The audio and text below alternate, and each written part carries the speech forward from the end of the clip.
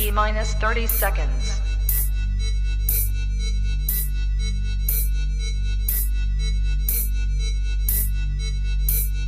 T minus 20 seconds.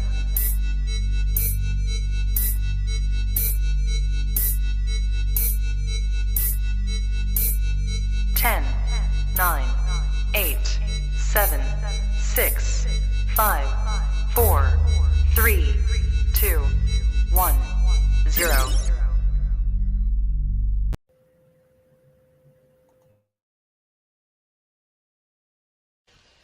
I don't have to tell you things are bad.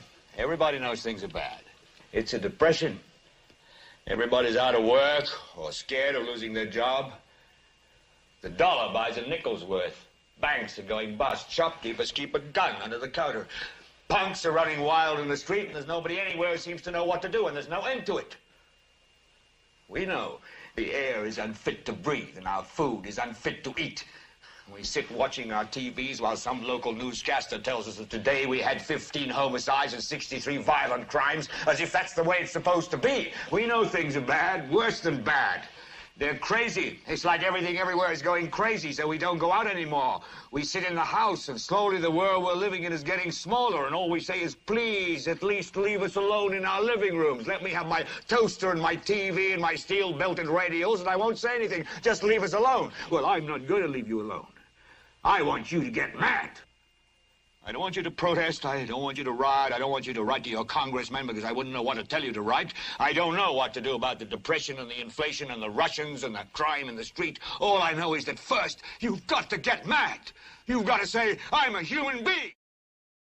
My life has value.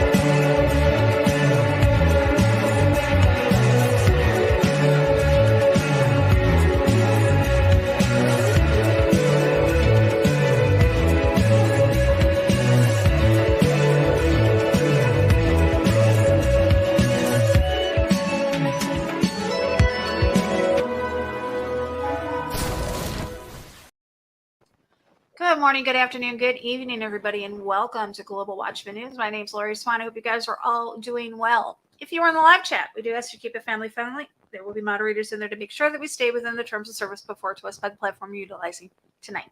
If you're new to the channel, welcome. Take a minute, hit that subscribe button, hit that bell so you know we go live. So I'm joined today by my co-host, Ernie Beware. Ernie. What's up, everybody? Hello. How you doing? How's everybody doing tonight? Doing good. How are you? Good. I am blessed. Yes. Just glory and honor to the Most High for giving us the ability to be here amongst believers and being able to share His message to you all. And I'm thankful for the light that He's given to us. And even though we go through a lot of storms in our life, one constant is He's always there leading us, which is a blessing. It is. It is. And if we have a bad day, we know that we go to sleep and we wake up and we just try it again tomorrow. Right. This too shall pass. Always remember that. I said that last night. I think I said it a couple of times this weekend as well. So we were talking, Ernie and I were talking before we went live. Tonight we're going to be talking about the return to the moon. the United States is returning to the moon. Now, I want to ask you guys something. I was a small child back in the 60s. I was born in 1966. So I was alive during the moon landing. And I do remember the moon landing of July of 1969. I remember sitting on my grandfather's lap. I remember watching it on the black and white TV. I remember the whole thing. It's weird. I remember it. But everybody was talking about it. It was in the newspapers, front line, front headlines. I find it interesting that very few people even knew we were returning to the moon, let alone it was scheduled for yesterday. Interesting. Very interesting. Yeah. I don't. It's just weird that, I posted up yesterday. I was going to go live. I woke up yesterday morning and I was like, I wonder if I should. And then I'm like, well, then I don't know. I was like, I don't know if I was going to, and I was like, well, I don't know. Pulled up, because they were going to play it live on YouTube, the NASA channel. And I pulled it up and I had it. And I said to my husband, I was like, I think I'm going to get up. I think I'm going to run it live. He's like, you sure? It's like, yeah, I don't know. And then before I could even set up the stream, they had said they postponed it. I'm going to pull this up and we'll go over it. Artemis. What a name. We're going to get into that too. Everything on this whole thing just makes you go, So they were set to take off yesterday, Monday, the 29th of August, 2022. But they had a problem when it came to one of the engines, number 4 engine. So it says Artemis I launch updates. NASA announces new launch date will be Saturday. So that would be the 3rd. I believe that's the 3rd. Isn't it the 3rd? Hold on a second. Number 4 engine stands for somebody got the Roni. Right. NASA kicked off Monday its plans to send an unmanned space capsule into the moon's orbit, marking the initial launch in an ambitious plan to establish a long-term presence on the moon for scientific discovery and economic development. The space capsule, called Artemis I, will travel for roughly 40 days, reaching as close as 60 miles from the moon, and then 40,000 miles above the moon when orbiting over its dark side before landing in the Pacific Ocean off the coast of San Diego. After the launch was scrubbed, the next attempt will occur on September 3rd, which is Saturday. 40 days. Traveling for 40 days. 40 days. Huh. Am I the only one going, huh? NASA loves numbers. Numbers are their best friend. Yeah. The occult. We're going to get into all of this. We're going to get into talking about the occult aspect of NASA, because I don't want people to think that this show is to, by any stretch of the imagination, boost up NASA and what they're doing, because I don't want you guys to think that. We're going to expose, literally, into the occult aspect of this. So bear with us. We'll get there. So Artemis not launching Friday due to weather. Okay, so they were going to, when they first scrubbed the mission yesterday, the next date was going to be for the 2nd. So it was going to be 9/2/22, which alone, I was just like, oh, okay. But then I guess they're going to have some weather. So NASA officials said that Artemis I's new launch date will be initially scheduled, which was initially scheduled for Friday, had to be moved due to bad weather. The weather is 60% no-go for Friday, but looks to be more favorable on Saturday. Looking forward to Saturday. Weather will be a little bit different than what we experienced yesterday. Mark Berger, launch weather officer with the U.S. Space Force 45th Weather Squadron, and during a media briefing Tuesday, we will have a fairly strong onshore flow, and so that does favor showers and possibly a few thunderstorms moving in from the coast during the morning and early afternoon hours. So they're going to do it on Saturday. The launch window kicks off at 2:17 p.m. and ends at 4:17 p.m. So they need to launch during these two hours. I will not be live streaming the event only because I leave for vacation on Friday. So I will be on vacation. Well, possibly leaving on vacation. We got some things up in the air. So don't plan on me live streaming it. You know. Problems with Artemis engines may have actually been a faulty sensor. The issue with an engine on Artemis I that led to the launch on Monday being scrubbed may have been an engine issue. May have not been an engine issue at all. NASA officials said Monday that engine 3 did not chill down to a temperature of 500 degrees Rankine or 40 degrees Fahrenheit, which is needed for ignition compared to the other 3 engines. I think we all learned about something with the engines. I don't know. Ernie, weigh in here. You know, when it comes to NASA, we really can't trust anything they say or do without some type of agenda behind it. Earlier in the article, you were talking about how it's supposed to be used for like economic reasons and sustainability. Yeah. But if those who really study and understand a word knows, there is no such thing. It is the lesser light that shines at night. Yeah. That's all it is. The Van Allen belt, the other stuff, we'll definitely get into it. But there's no way they can go up there. Yeah. So they need to figure out where they're going with this thing. Or are they going to use CGI I actually read an mimic that? article, and I should have pulled it up, Ernie. I don't know why I did. I actually read an article today. Was it? Oh, I don't even know. Was it a video? Was it a video? Was it an article? I don't remember. It had something to do with what if? Okay, because we know the trajectory when NASA throws up a rocket, when they take off from Canaveral. You know what? Mm-hmm. Hold on a second. Let me pull up. I should have done this. I apologize. You know, I don't know where my brain's going to go sometimes. Sometimes we shoot from the hip. It's okay. I'm going to show you guys something.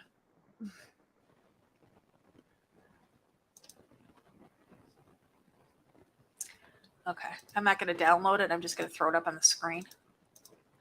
When a rocket takes off from Cape Canaveral, you can see this is the trajectory of a rocket. You see how it curves. Here, this one's more like it. So down here at the left will be Cape Canaveral, and it goes up, and it goes up, and then it goes down, and it doesn't actually make it up into space. So I saw, now, not to be confused, there is low orbit things up there. There are low orbit satellites. I'm not saying please don't come after me if you're listening to this afterwards and going, she's crazy now. She's saying we can't go into outer space, but we can go into low orbit. And we're going to get into that. Why?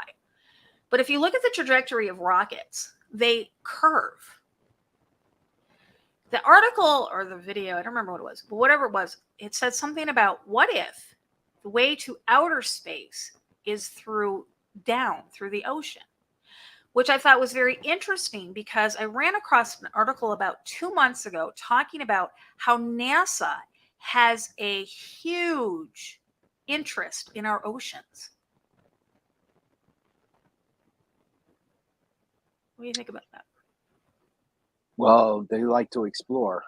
And I've had a firm belief for quite a long time that there's something underneath the ocean that we're not supposed to know about. And NASA was originally designed to find those things that we're not supposed to know about. Yeah. And not tell us about it either. So, I mean, we read in the Bible about Leviathan, Behemoth, and those great creatures that explored the earth. And me and you've talked about it many times that we don't think all of them died. Right. And we think they're still alive. And there's evidence circulating around that shows it. Oh, absolutely there is. I'm gonna give me a second. I'm not going to give me a minute.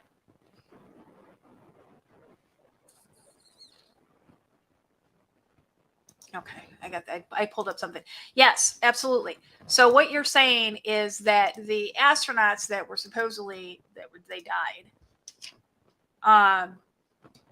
we have reason to believe, and they're trying to say, oh, a couple of them had twins. They were identical twins, but we have pretty much proof that they didn't die.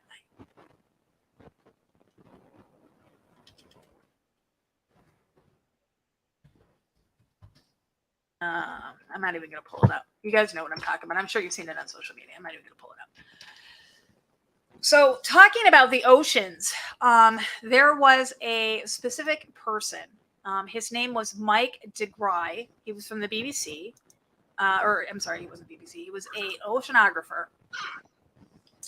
And he discovered something in our ocean that leads me to believe that this is what NASA is trying to cover up. And I'm going to play it for you right now. And believe it or not, right after he put out this information, he died. Go figure, right? Of course, anything significant happens by somebody that is not in control by them. Yeah. Will get unalived. Unalived. Yep. All right. So I thought this was interesting. So it says Water Lake in the Deep Sea Bottom by Mike DeGry. As above, so below. Keep that in mind as we're listening. One of the strangest places on the ocean's floor was only just discovered in the 1990s. And Mike DeGry is one of a handful of people to ever see it in person. Without a doubt, one of the most amazing things that I have ever seen in the bottom of the ocean. And it was while filming for Blue Planet. It was in the Gulf of Mexico. And I noticed there's something out in the distance. Couldn't tell exactly what, but it looked like a dark band. And as we approached it, the dark band became a donut. I saw this donut that was black in the center. What the heck is that? And so as we get closer and closer to it, I noticed that the black band had what appeared to be kind of steam over it.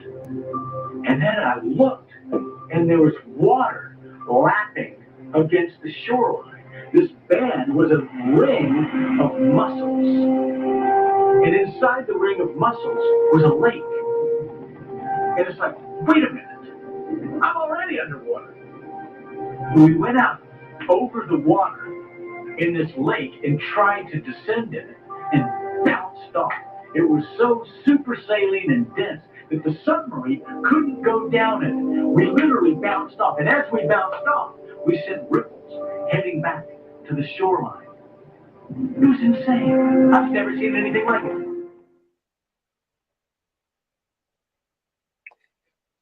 Looking at that video and the title As Above, So Below, there's multiple meanings to that phrase.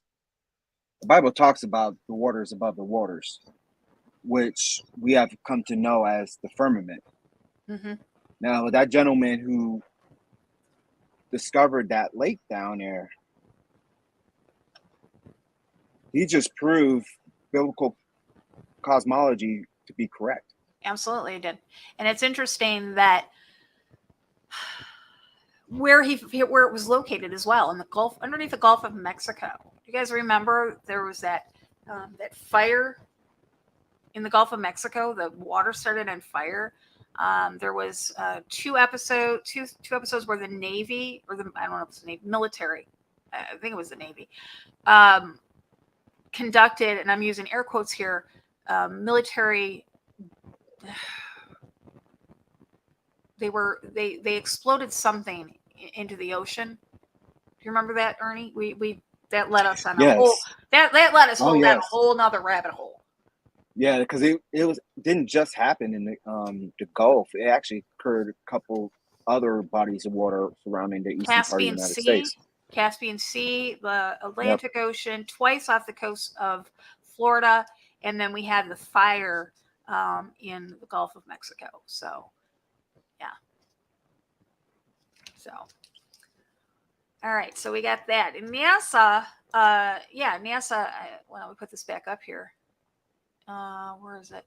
Hold on a second. Chester, where are you? Chester had said something about talking about. Oh, I just put it up on the screen. Anyways, he said something about he found it interesting right here that the word nautical is an aeronautical. Yep. Are the waters below and the waters above the same? Or, you know what I'm saying? Are we talking about the waters above and the waters below?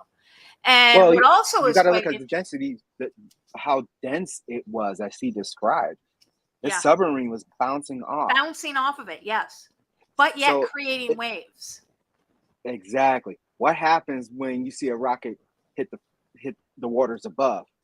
It makes waves.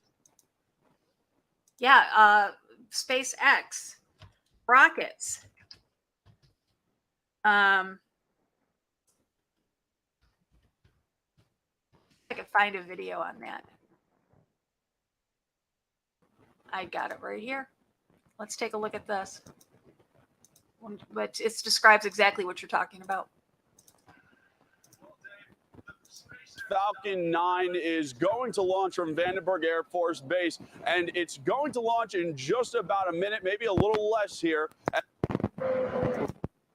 And Okay. actually carrying 10 satellites into space. Give me a second. I'm going to mute it. We don't need to listen to it. I want to watch this. Now, all right.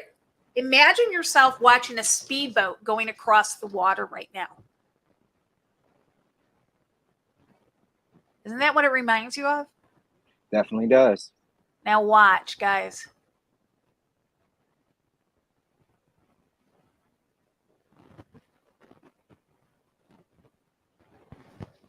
Notice there's no smoke starting at towards the end up to where that aircraft is. Now look at this. That looks like water, don't it, guys? Woo! Look at that.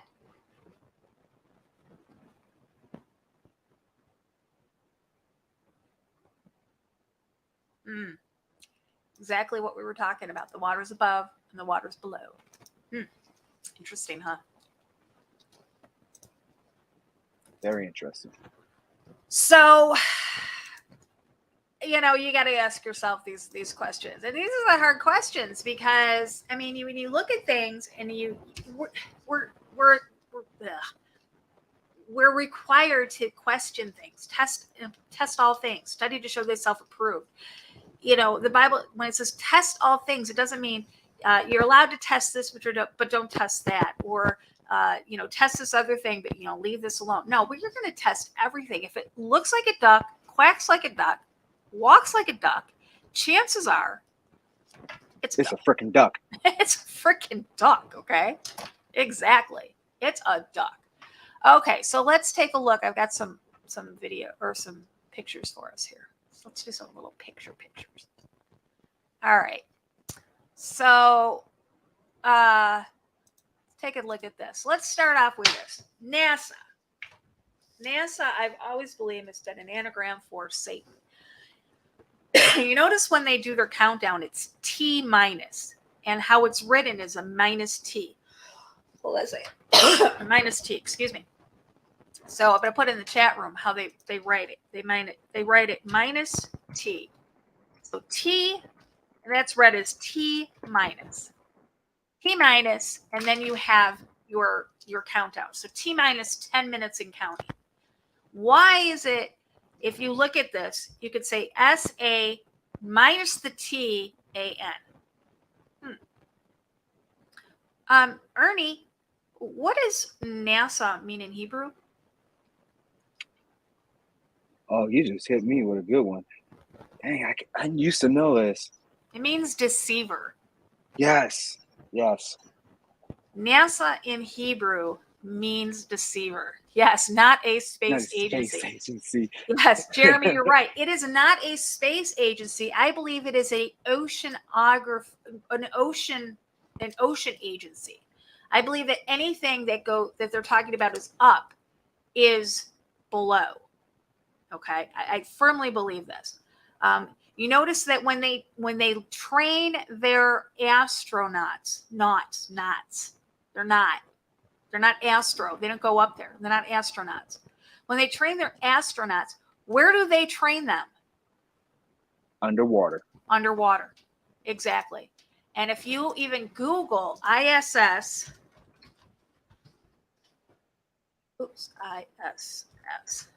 you can pull up images of an ISS training in the pool, ISS pool. And you can see here, let me take this off the screen for a second, and I'll pull this up. All you got to do is Google ISS pool. Look at all this. It's the biggest pool in the world, guys, with a life-size ISS station. I believe it's life-size. Quote unquote life size. Life-size, yeah. But more than likely, it's the real thing. Right.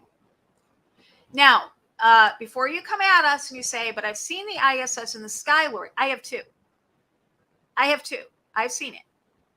But I don't believe it's this big thing that they're saying. I don't believe it's this thing, this right here. I don't believe it is this, the ISS. I don't believe it is up there. I believe there is something up there that they're telling us is the ISS, but I don't believe it's the ISS. And I don't believe that the astronauts go up to the ISS station. I believe they go below to the ISS station. I wonder, since nobody can really enter into space, they just lick the device and just stick it on the firmament.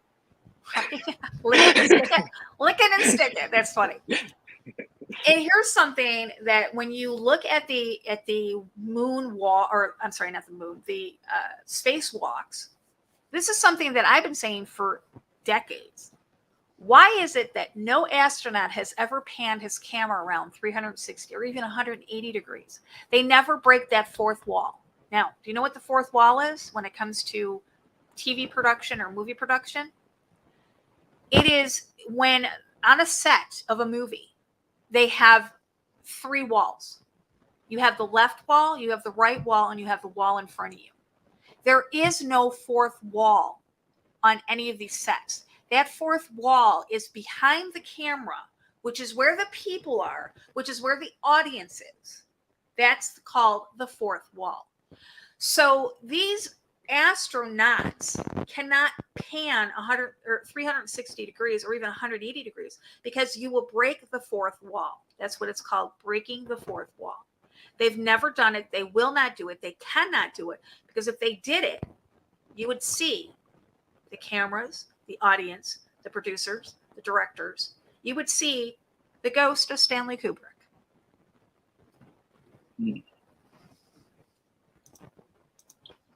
Very interesting how they manipulate us right in front of our face with common knowledge as to what the fourth wall is. Come on now. Right? Come on now. And heaven forbid if a reporter asks, can you give me a 360 shot?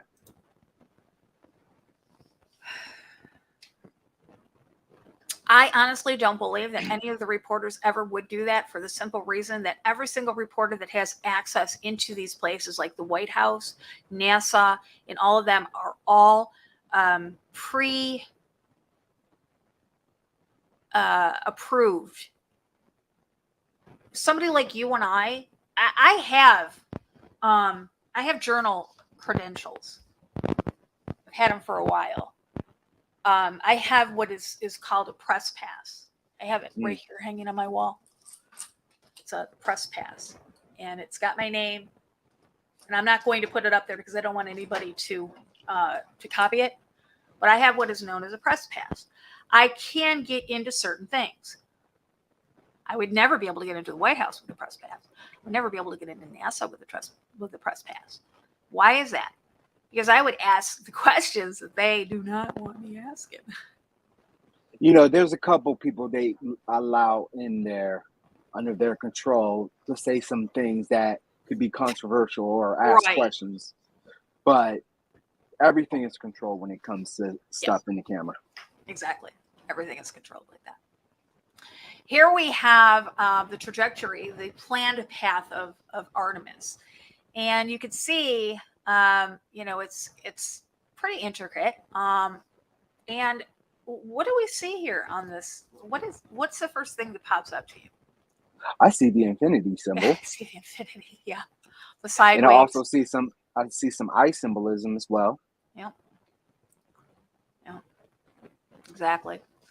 And here's the again, same infinity symbolism.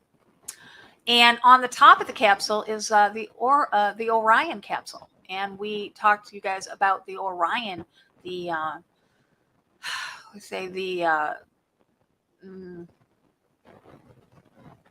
planetary alignment, the Orion.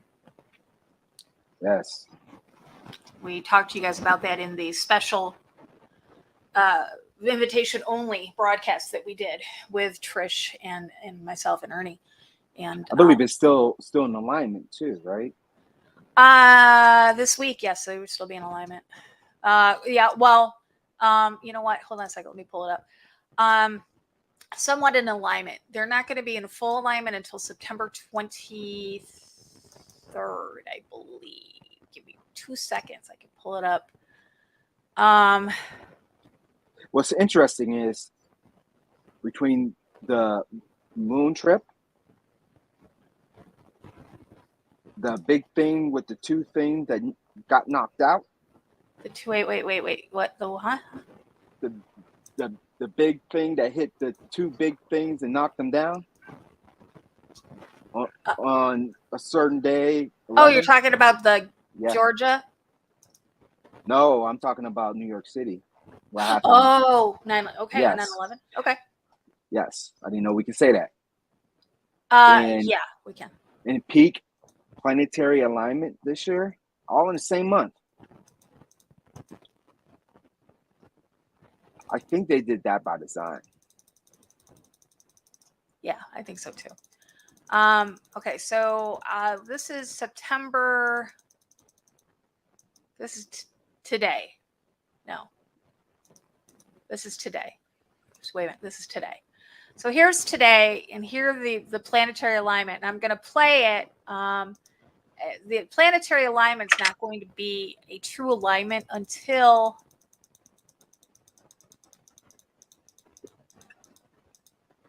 the 25th. It starts on the 23rd, the 24th, and the 25th. And the 25th of September is when we've got the true alignment of Mercury, Earth, Jupiter, Neptune, and the moon. The moon is in there too, between the Earth and Mercury. So, interesting. All right. So, let's talk about Artemis. I'm going to put it over to you. Which one do you want to talk about first? Which website? The NASA whatever you want to hit me with. Here you go. Now, me and Laura was actually talking throughout the day about Artemis. And one thing that came to mind is, why does NASA label everything after Greek mythology?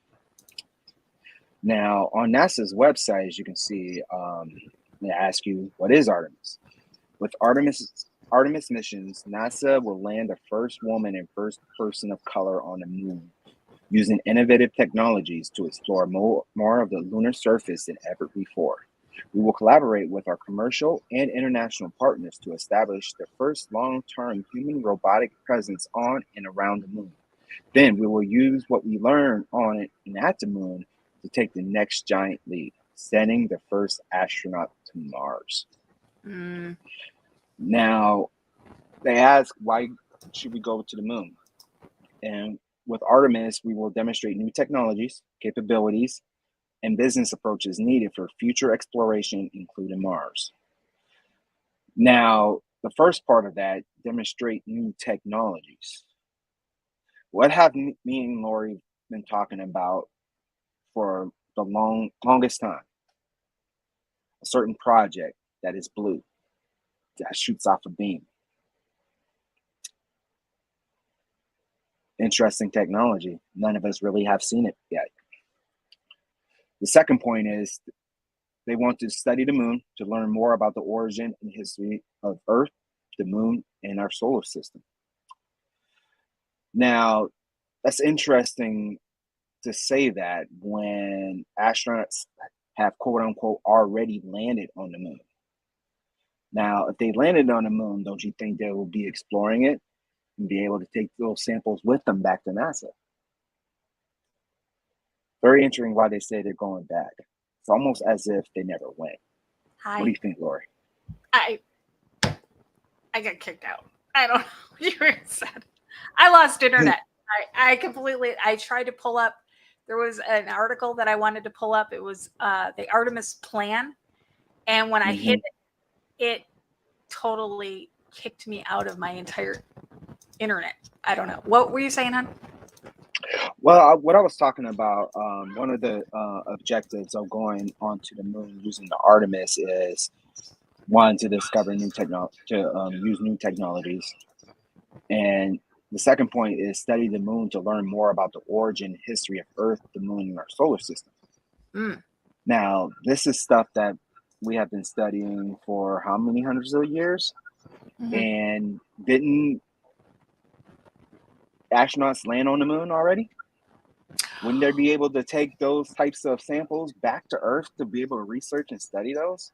Well, yeah, supposedly that's right. You know, I mean, we were told they went to. We watched them. I mean, anybody who was alive in the 60s, it was a big deal. I mean, everybody in school, all school-age kids, were rounded up and brought into classrooms and shown the moon landing.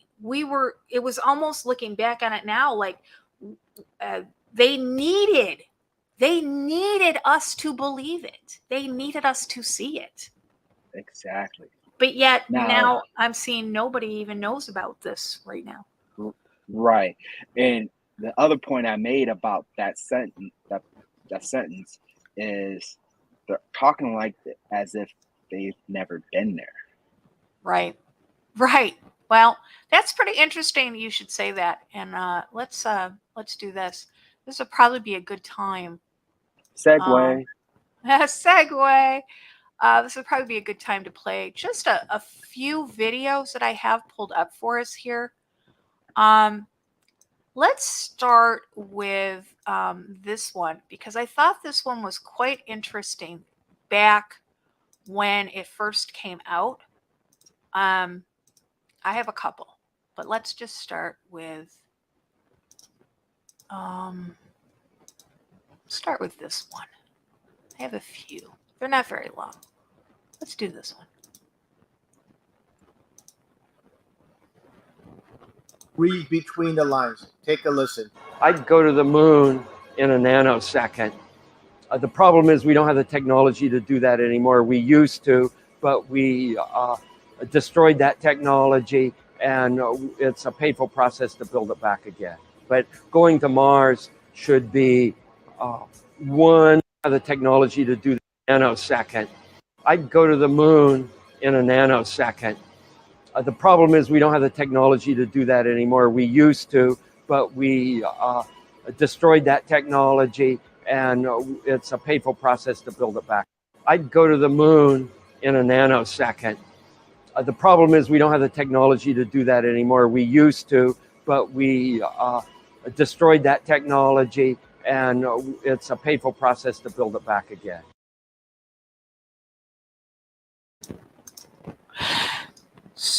So, where do they find it? It's a good question. And in the He didn't even mention that they were working on new technologies to go back. right. And here's another thing is it doesn't you don't just build a capsule to go back to the moon within a few months. It takes years, sometimes decades to do this. So if we didn't here's my question. If we did not have the technology, if we lost the technology, why would we be building a rocket to go back? Exactly. I mean, he literally caught himself into so many fallacies with just that one statement. Right. Now I want you to listen to this one. This is an engineer that admits that we can't even get past the Van Allen belt. Listen to this.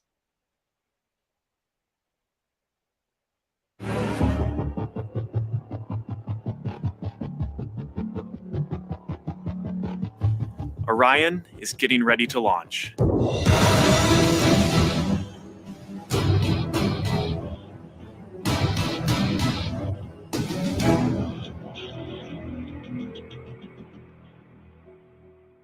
My name is Kelly Smith, and I work on navigation and guidance for Orion.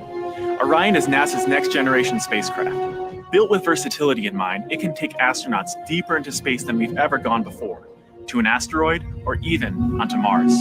For these missions, Orion has to be one tough spacecraft, withstanding high speeds, searing temperatures, and extreme radiation. Before we can send astronauts into space on Orion, we have to test all of its systems. And there's only one way to know if we got it right: fly it in space. For Orion's first flight, no astronauts will be aboard.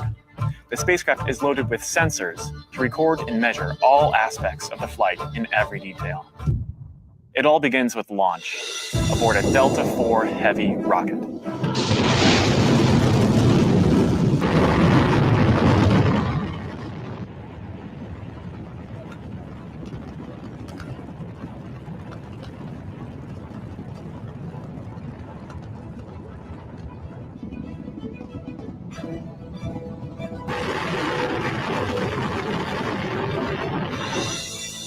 As it punches into Earth orbit, Orion will jettison its launch abort system. The abort system is a safety feature designed to pull Orion and its crew out of danger if there were a problem with the rocket during ascent. Orion's journey is just beginning. As the spacecraft and the upper stage begin their first lap around Earth, Mission Control in Houston is monitoring the progress of the flight. Orion's over 100 miles up and going about 17,000 miles per hour. Just as it passes over the Indian Ocean, we lose communication.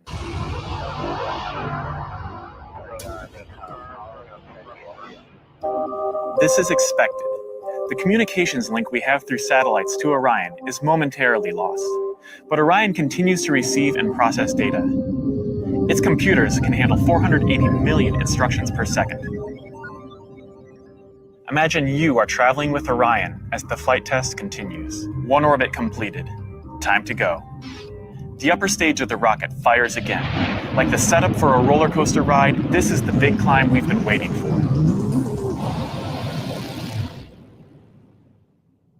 We are headed 3,600 miles above Earth. 15 times higher from the planet than the International Space Station.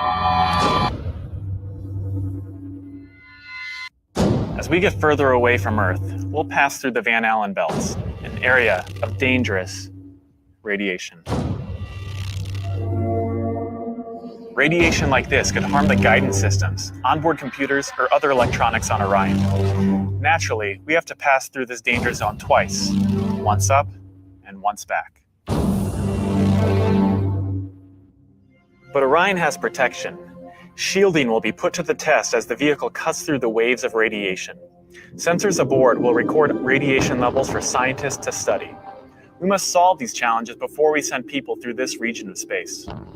For this flight, it's time to head home. The upper stage of the rocket triggers separation. Orion's jets fire to turn it into the proper position to re-enter Earth's atmosphere. No matter what happens now, we're coming in. 75 miles above Earth, the spacecraft enters the atmosphere. Things happen quickly. We're now traveling more than 20,000 miles per hour. Air particles pushed out of the way heat up. An envelope of hot plasma surrounds the vehicle as it plummets towards Earth. The plasma reaches temperatures of 4,000 degrees Fahrenheit, almost twice as hot as molten lava. This may be the most dangerous part of the flight. Mission Control is monitoring all the data from the spacecraft, and then we lose communication again. No data can penetrate the plasma. Orion is on its own. Orion is inside a fireball. Onboard systems ignite jets to keep the ship pointed correctly, so the specially constructed heat shield takes the full brunt of the inferno. This is the largest heat shield of its kind ever made. Orion's computers command the spacecraft to bank like an airplane, keeping a precise path to the landing site. Even though we've slowed from 20,000 miles per hour to about 300 miles per hour, we're still traveling amazingly fast. We must slow down to safely land in the ocean. Luckily, we have parachutes. Specially designed for Orion, the parachutes help us hit the brakes, but not too quickly. One day people will be aboard, so deceleration must happen in stages to keep things comfortable for the crew. The forward bay cover jettisons.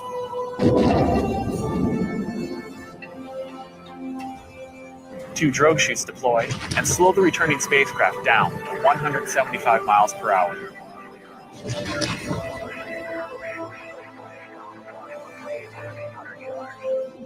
Then, the three main parachutes open.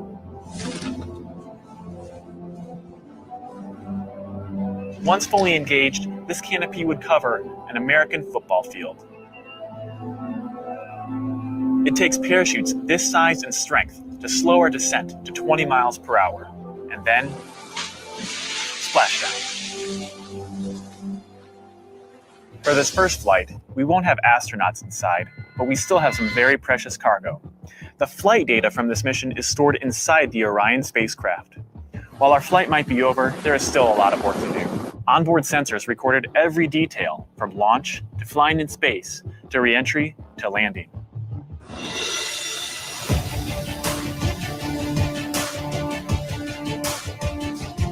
Flight tests are difficult and complex, but they give us confidence that the systems we have designed work under real flight conditions. It's great to be a part of this first space flight for Orion, and we're looking forward to beginning a new chapter in human space exploration.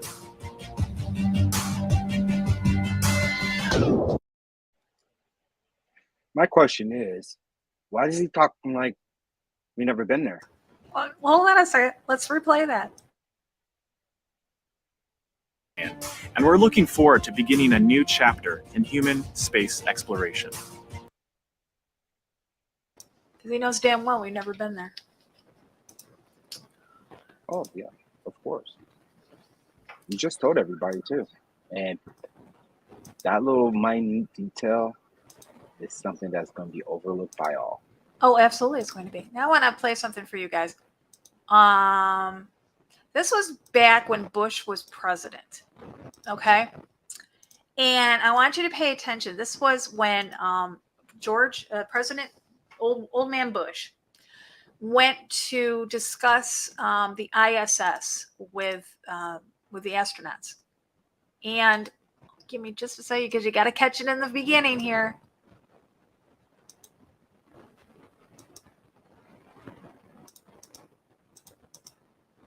Okay. Do you see the middle screen? I'm going to slow it down. I'm going to slow it down a little bit for us. Start over. Pay attention to the middle screen. This is a video. You see the ball moving? I'll slow it down a little bit more. We're watching a green screen of an astronaut making a video of supposedly being in space. And he's got a ball that he's, watch. Slowed it down, slowest as I can get it for us, guys. Watch the middle. See the ball moving around? He's at a green screen. And he's creating a video that's going to show the astronauts on the ISS. The funny thing is, he's not moving. Right. The ball is. But the way they're doing it They're creating a green screen video.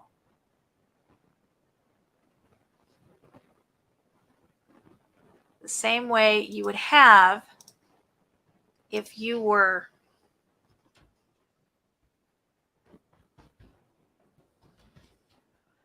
spelled that wrong. Don't kick my butt. If you were these guys in space, they were making one of these videos, you know? So in the background, you would have all this ISS stuff here, but you would have the green screen. Let's play it again.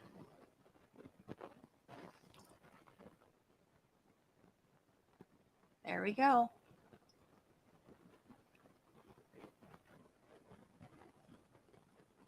They didn't bank on, I think, people noticing that. Right. I don't think. And a very telling sign that they're not in space, if you just look at the hair. If you look at what? Look at their hair. Now, yeah. if they're in space, you know, their hair should be thick and straight up. But Yep. a lot of the videos that you see, the hair is blowing around as if it was caused by some type of wind. Exactly. Now, aren't we told that there's no wind in space? Or that's supposed to be. I'm going to pull this up just here.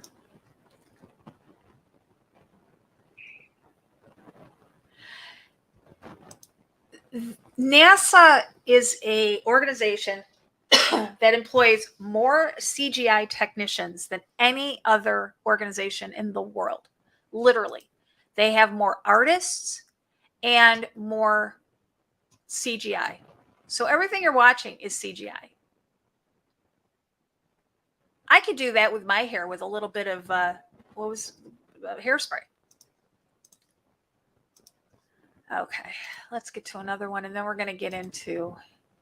Maybe she should use some super glue next time. Right. Let's get into this one, and then we're going to get into a little bit more of the occult with the Artemis. Now, back when the astronauts landed on the moon, Apollo 11,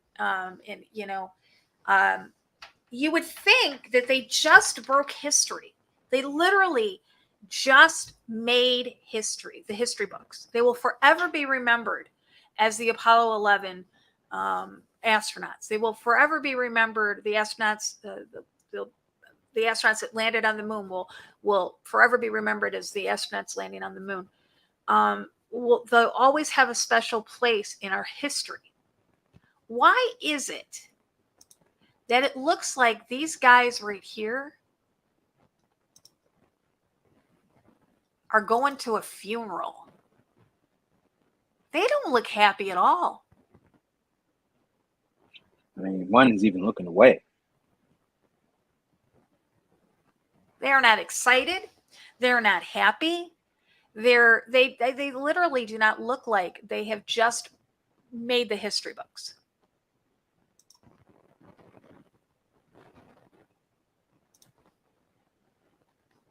Those are three very unhappy individuals. What do you think?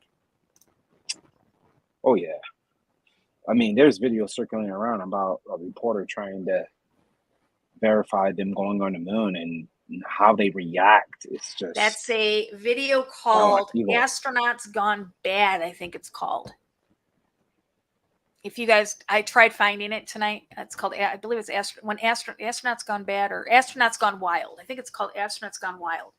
And the reporter asked these astronauts, look at, will you swear on the Bible you went to the moon? And he says, no, I won't swear on the Bible. Get the F out of here. I think at one point he got punched by one of them, didn't he? Yeah, one of them took a swing at him. Took a swing at him, yeah. If they were not of God, what would it do to them putting their hands on the Bible? I don't even think. And just spreading that lie more. Right. I don't even think you can get that anymore on. No. You can't even get that video anymore on YouTube. They took that down a while ago. All right. So speaking of astronauts gone bad, or speaking of astronauts, let's take a look at this one. Then we're going to get into some more of this. Buzz Aldrin. We know who Buzz Aldrin is, right? Take a listen. Oh, yeah. Why has nobody been to the moon in such a long time? That's not an 8-year-old's question. That's my question. I want to know, but I think I know. Because we didn't go there, and that's the way it happened. And if it didn't happen, it's nice to know why it didn't happen. So in the future, if we want to keep doing something, we need to know why something stopped in the past that we wanted to keep it going. Why has nobody been to the moon in such a long time? That's not an 8-year-old's question. That's my question. I want to know, but I think I know. Because we didn't go there, and that's the way it happened. And if it didn't happen... Because we didn't go there.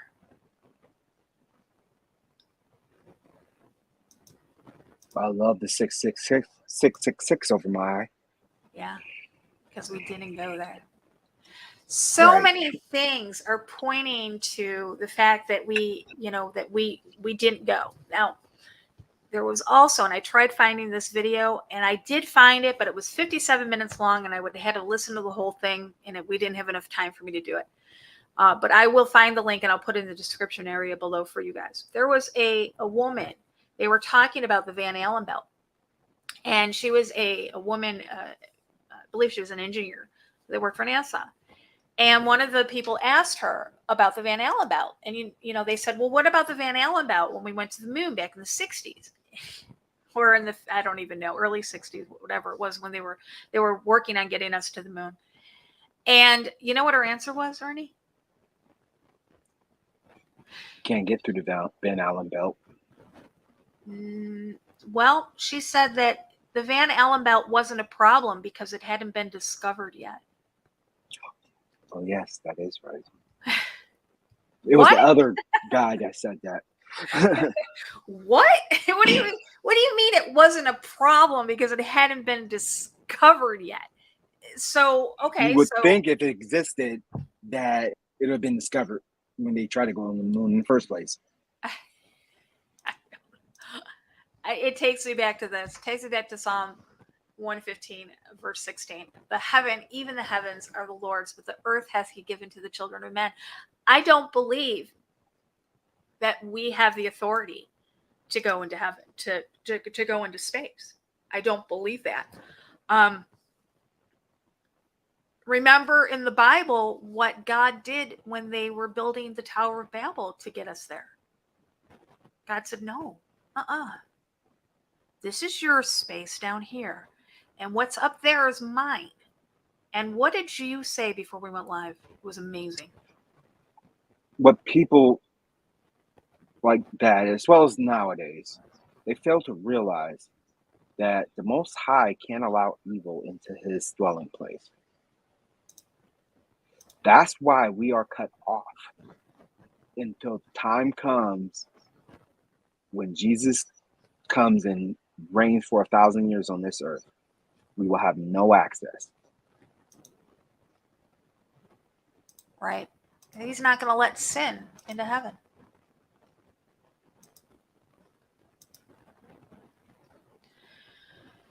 So we got talking about Artemis, and I'm going to let you continue. I'm going to pull up another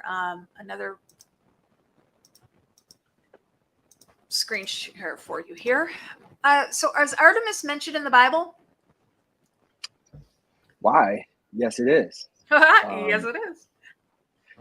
As we can read in the second paragraph here, The Ephesian Artemis was a queen of heaven deity, emphasizing fertility, virginity, and the protection of childbearing. Many of her images have been unearthed. The rows upon rows of smooth, oval-shaped protuberances on her midriff have been a source of debate for years. Are they breasts, pouches containing magic tokens, bull testicles, or bee eggs? All of those possibilities have been advanced as viable theories. The many priests employed in the temple performed animal sacrifices. There were many priestesses, too. It's uncertain whether or not the priestesses engaged in ritual prostitution.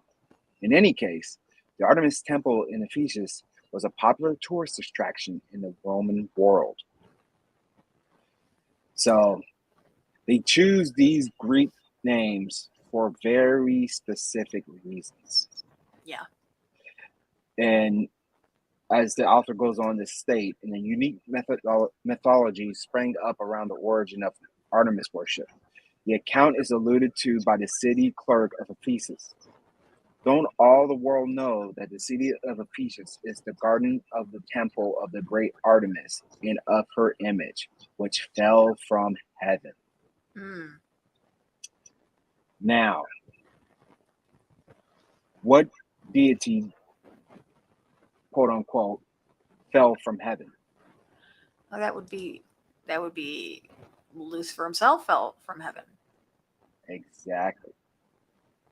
And well, we know that all the little gods, the demigods, the little g's are all they all go back to Babylon anyways, and they all go back to Lucifer. But it's interesting that they choose these. Not only do they choose the names, but they choose the most interesting visuals for their patches. Their patches are weird as well. And they have been for a number of years. That's the same case that goes with any governmental medal or achievement. Yeah. Whether you're in the service or just normal everyday Joe that went above and beyond to sacrifice himself to save somebody's life. Mm-hmm. Exactly. It's always been weird to me that their mission patches are just they're very occultic. And let's pull this one up. So Artemis, the definition of it in the Bible, you already said that it was a Greek goddess of hunting, wild nature, and chastity. But I thought it was interesting. She's the daughter of Zeus and the sister of Apollo. Exactly. Somebody in chat was talking about Apollo and Apollyon. Well, this is the relation to that. And we know how Greek mythology is a mirror of biblical theology. And Artemis is just another form of the hunter, the great hunter Nimrod. Exactly. Nimrod and his mother. Semiramis, yes. Semiramis, exactly. All goes back to that. So, when you know every about deity is the same in this world. Yes. The only thing that's different is their name. You will notice that if you study all the religions on this earth, they're all the same person. So everything is counterfeit when it comes to the devil himself. Twisted, turned, counterfeited.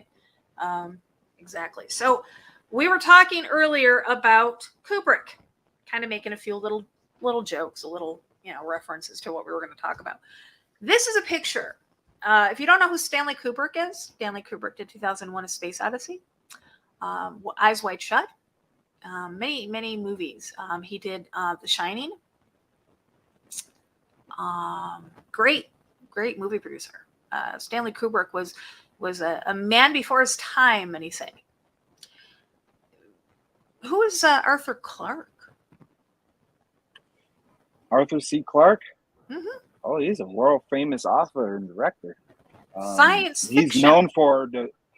He's known for Mysterious World. You're right. Yes, science fiction. Yeah.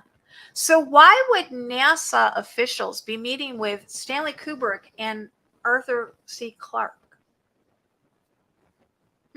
Well, if their MO is to create images that appear real on the surface, but in actuality is fake. You would want the best And of the what we best. just exactly. Yeah, you want the best of the best. Here's a little interesting tidbit about Stanley Kubrick. Right after the film Eyes Wide Shut was released, he died. And on his deathbed, it said that he admitted that he had part in the moon landing.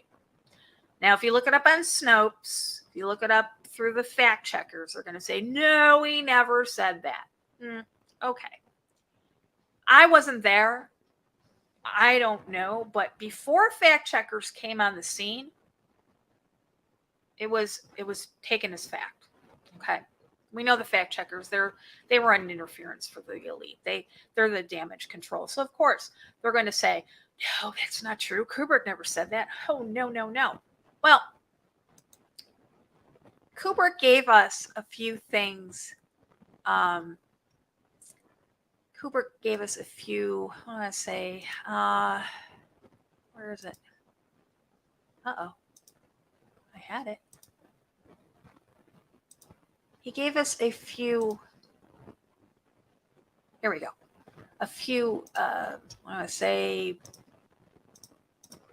he left some breadcrumbs. And one of them was in the movie The Shining.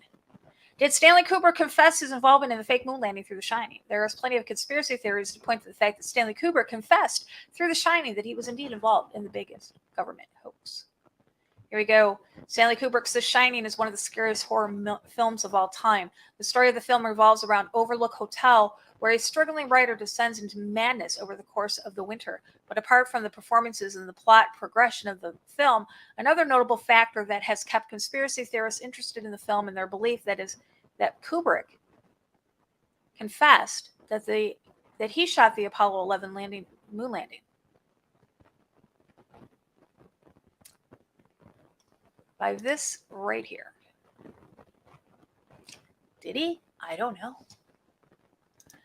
But he passed away shortly after the release of Eyes Wide Shut. And it is reported that there is a portrait of Stanley Kubrick on the wall at the Rothschilds mansion. Why would they have a picture of Kubrick at the Rothschilds mansion? Because he served his purpose well. He served his purpose well. Who created NASA? NASA was created after Paperclip. It was created after after the World War II had ended, and Project Paperclip had brought over all the scientists from the Nazi regime. They weren't put. They didn't go on trial. They weren't put to death. They were repurposed. They were brought to the United States through the help of the Red Cross. And they set up the agencies that we have today: the FBI, the CIA, the Secret Service, the American Medical Association, the American Board of Psychologists. They've set up that, but they also set up NASA. And the people that were involved in the creation of NASA were none other than Allison Crowley, Jack Parsons, L. Ron Hubbard, von Braun, and Walt Disney. What does an avowed occultist, the founder of JPL, which is the Jet Propulsion Lab, and NASA, a science fiction writer and the founder of the Church of Scientology, an ex-Nazi turned American foremost rocket scientist, and Walt Disney, founder of the Magic Kingdom, all have in common? Well, you might be surprised the extent of their collaborative efforts in Babylon on behalf of Horus, Mars, and alien life forms. Yes, you might be real surprised. Indeed, this is the stranger than fiction. Then again, magic, aliens, space travel, and science have more in common than you might think. Then again, do Americans do all that much thinking? Yes, you'll be very much surprised. Aleister Crowley, Jack Parsons, and L. Ron Hubbard. Where do those names, you guys, I know you guys know where those names came from. They were the ones that performed the sex magic ritual at the place where Area 51 is right now and opened up the portal where Lamb came through, or as some people say, I am the demon, the first demon. And then right after that was when we had the uptick of unidentified flying objects being reported around the world. They opened a portal. Extraterrestrials are not extraterrestrial. They are interdimensional. Extraterrestrial, break down that word. Extra, more, terrestrial, land, more land. You know, just by looking at this picture and understanding who Aleister Crowley is, that should be the only red flag you need. Right? This should say it all. These people created NASA. Yes. And again, I'm going to put this up on the screen. Space may be the final frontier, but it's made in a Hollywood basement. Californication by the Red Hot Chili Peppers. Look at the year it was put out, 1999. Flip it over, guys. Nothing happens by coincidence. Nothing happens by happenstance.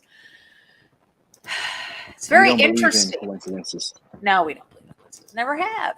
Never have. So Saturday is going to be interesting to watch this. Now, this is not a manned space mission. There are going to be, I guess, I don't even know. I guess there's a couple of mannequins that are going up there. I don't even know. It's not manned, though. So it'd be interesting to watch. Yeah.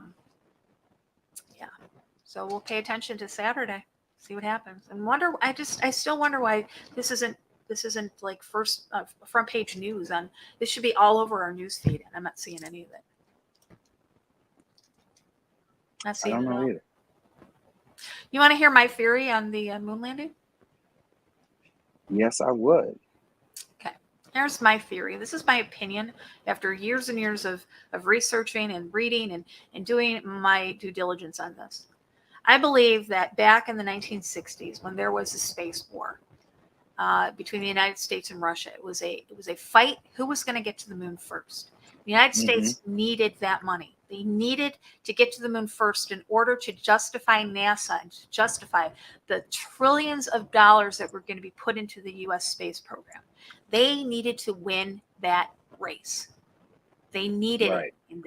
Okay. But they didn't have the technology. They kept failing. Rockets kept blowing up. People kept dying. They couldn't get it right. They couldn't get us past the Van Allen belt. So what did they do? They brought Kubrick in. They brought Kubrick in and they brought Clark in. And they created it in a vast, studio over in the UK. And they made the world believe that they were the first to make it to the moon. And since that time, trillions upon trillions upon trillions of dollars have gone into the space agency, this NASA. For what? For nothing. We know we can't land there.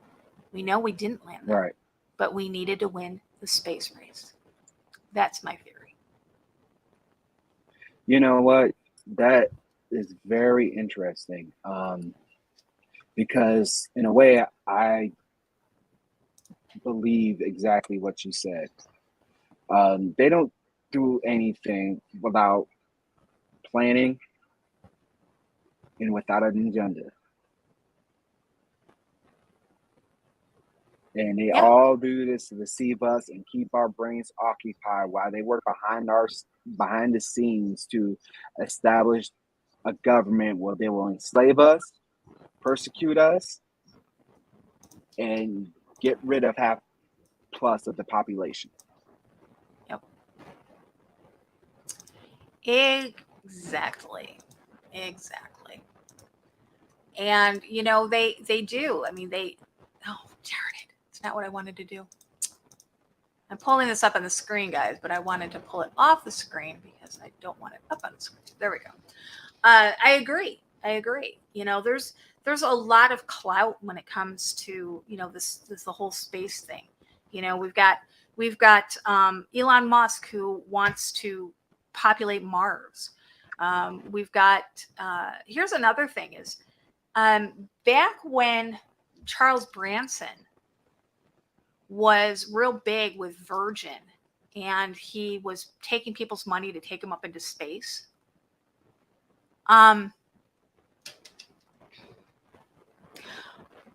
They're not going into space. They're going into the upper atmosphere, just like when the astronauts supposedly train in weightlessness on the aircraft. They go up and they go up the highest they can get, and then they come into a free fall dive. And in that free fall dive, you have the G's that make you weightless, and you can do, spinnies, you can do whatever you want. That's not space. Right. And you're still falling. And you're only up there for, I think Virgin takes up for like 2, maybe 3 hours. Captain Kirk, William Shatner, he just went up there was Bezos. They weren't in space, guys. They were in the upper atmosphere. And they were only up there for what, a few hours? And when William Shatner came down, he was terrified. Do you remember? And somebody asked him, they said, why are you afraid? He says, I saw death. What did that mean? What does that mean? You saw death? Yeah, he had some type of weird message for everybody that was watching. I just can't remember what it was. Yeah, exactly. It's insane how smart and stupid they are at the same time. Yeah. Exactly. Here, I'm going to show you guys this. I have the volume off of it. Let me just pull it up here real quick. This is what I'm talking about. This is the plane, the zero G plane, where they take them up into the upper atmosphere and they go into a free fall. They literally go into a free fall. Oh, where are they going to show it here?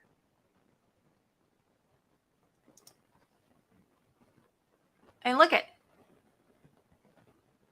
but he's not in space. He's in zero gravity, but that is because the plane is in free fall right now. They're literally traveling. Look at this, straight down. Look. They're not in space. They're creating zero gravity. It's not that there is zero gravity. So when Branson and Bezos and these people say you're gonna pay us $500,000 and we're gonna take you up in space, no, they're not. You're gonna experience zero gravity. No, you're not. If you experience zero gravity, it's because your pilot's doing that. Yeah, absolutely. I mean, we already established the Van Allen belt. We've already talked about the firmament. So there's no other reasoning behind it. Exactly. You're floating because you're falling. You're right. You're not floating. You're falling. Exactly. So, okay. So we're coming up. Oh, we got an hour. Okay, 18 minutes. I want to end this on a funny note. I want to end this on something that we can just actually laugh about, because you know what, NASA is kind of laughable. NASA is kind of, when you sit there and you know the truth, it's comical, but in a way it's tragic, because they're spending literally trillions upon trillions of dollars to deceive the people, to deceive everybody. Did you see Robbie posted something up on Facebook, which I thought it was pretty funny. I'm going to pull it up. Robbie posted a picture of a moldy orange. When you see these images, like with this new telescope that they've got out there, these are CGI. They're not real. If you're seeing, they're showing the universe, they're showing this, that, these telescopes are beaming back all of these images. No, they're not. Those are CGI. Those are our artist's rendition of what they see in space. Here's a picture. Oh, I got to take that one off again. Okay. I wish I could pull up more than one to screen share, but I can only do one at a time. Look at this. The James Webb Telescope image released by NASA. You know what that is? It's a moldy orange. Yeah. It's penicillin right there for you. I'm telling you. I don't even know anymore. I don't even know anymore. All right, so we're going to end this on a funny note. We're going to end this on, which this video is hilarious. I remember it came out a number of years ago. It's called Bendy Door. I don't know what's funnier, the fact that they're trying to put the image of us that this is from the ISS. This is from the International Space Station. This is the door of the ISS. Now, like I said, I don't know what's funnier, the images or the guy that narrates it. Have fun. Hello, we're going to be discussing this door mainly. Do you see this door? This door there. Oh, it bend. Did you see? Look, bend. He kick it with his heels. Bend. Bend. It's not a trick of the light, it bend. Bend. Ah, there they are coming out. And there is the door. Oh, they look like horrible maggots coming out of a not very delicious fruit. There is the door. This is a bend. It's a bending. Look. Oh, this is really, really bad bending. This is not metal. What is this? Why this door open out? All the pressure is inside. Shouldn't the door close out, not open out? Ah, look, it's closed, now it's secure. It looks very strong. Oh, you know the astronaut is now thinking, move out of the way, they're rolling. You stupid. I've got to carry this box. And come through here. Move out of the way. I saw you talking with my girlfriend. Oh, look. It's a bouncy, bouncy, bouncy, bouncy. Bouncy, bouncy, the door. Bouncy, bouncy. Ah, now they are outside. And look, do you see all these cables and things that could be destroyed by one little microscopic meteorite? It doesn't matter. And the reason that they don't have tools when they go out there and they hold on like this, like we see so many times, is that all the cables are USB plug and play. So they don't need tools. You see, they have things everywhere and looking complicated, like what is this on top of the door? This complicated thing there. This must be very important or it would not be there. Ah, there is the curve of the earth. Now we can all relax because the world is a globe. And we know that is for true because they show it to us on TV. So, no more questions. Everybody, go back to bed.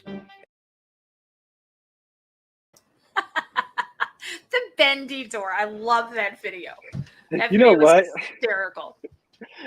It was hilarious, but also very telling because notice the Earth not moving. Right. Well, you know what? We could do a whole show on the CGI of the Earth where it literally shows they copied and pasted. They said they did. Yeah, right. That's right. They said they copy and paste. Exactly. We could get into a whole show on that. I mean, definitely the discrepancies throughout the years of the Earth and stuff. But yeah, so what did the Bible tell us? A strong delusion would come over people. Yes. They could deceive even the elect. They would. Yes, and the ultimate deception is yet to come when the son of perdition takes his place on the throne, declaring himself as the Most High. Yep. Exactly. To me, I think this is again my opinion, but I think that we are seeing now this whole NASA push for the moon landings. I think this is going to put us literally, if it does not put us to alien disclosure,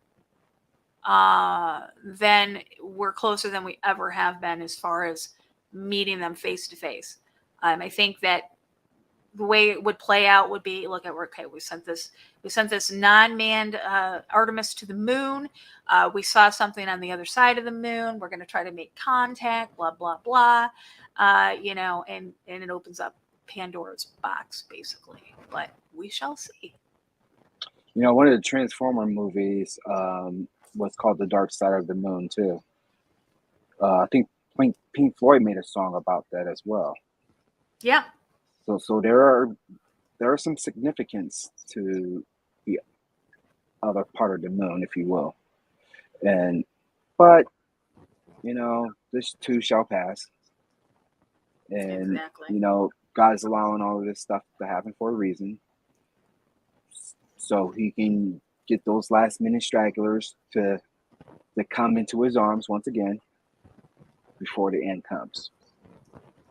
Exactly. Exactly. God is in control. I mean, that's the one thing that we've got to remember. Nothing happens without his okay. God is in control. And this has to happen for the rest to come into play. Exactly. And keep in mind, guys, when they release this disclosure, they are not aliens. That's right. They may be not of this world. That's right. But they're not out of this world. That's right. They're demonic entities, disembodied spirits, you name it. Exactly. Final thoughts, Ernie? I just gave them. You just gave Put them. on the Excellent. whole armor of God. Absolutely. Thank you. All right, guys. So we're going to end it on that note. I'm going to put all the links in the description below. Give me a little bit time because I literally have 17 tabs open here that I'm going to put underneath. Hope you guys are utilizing them. Because there's other things that I put in our description area that I don't share on the screen. So there's actually more information for you all. Tomorrow night, I want to give a little bit of a foreshadowing of tomorrow night's show over on Rise of the New World Order with Eric Wilkinson and Jeff Hayes. Tomorrow is it is the National Overdose Recognition Day. As a former addict, recovering addict, Eric is as well. We have two special guests that are going to be on with us, and we are going to talk about the road from addiction to recovery. And we're going to, because Eric has taken an interest in the couple in Detroit, Michigan. If you don't know who they are, Maddie and Gerald, they literally bilk people out of money on YouTube to support their habit. And it's sad to watch, but I've had to stop because as much help as people are offering them, they're too far in their addiction. I can't watch it because they haven't hit rock bottom yet. And as bad as they are, rock bottom is going to be much, much worse for them. And I can't watch that. But we decided that we were going to do a show on addiction and recovery. It just so happens that it is on a Wednesday night, and tomorrow it happens to be the Overdose Awareness Day, International Overdose Awareness Day. And then next month, September, is Addiction Awareness Month. So join us over there on Rise of the New World Order. It's going to be 9 o'clock, 10 o'clock Eastern, 9 o'clock Central. I'll have the link up on the Facebook of it in our groups as well. So join us over there tomorrow night. I want to thank everybody in the chat room. I want to thank all of our moderators as usual. And thank everybody for joining us. And we will be back on Thursday. Ernie, what's the topic on Thursday? We are going into another discussion, actually extension of what we were talking about last week. Yuval Noah Harari. I decided I wanted to get to know him a little bit better, and I can't wait to present to you what we have uncovered. Yeah, and he is the number one. He's the number one guy for I can't think of his name. For Gonzo, aka Klaus Schwab. Klaus Schwab, that's his name. Yes, WEF, Klaus Schwab. Found a lot of really interesting information on this guy, so we're going to bring that to you on Thursday night, regular time. 8 Eastern, or 9 Eastern, 8 Central. So, all right, we'll see you all tomorrow night. And if not, we'll see you back here on Thursday night. And until next time, guys, remember, eyes open, no fear. No fear.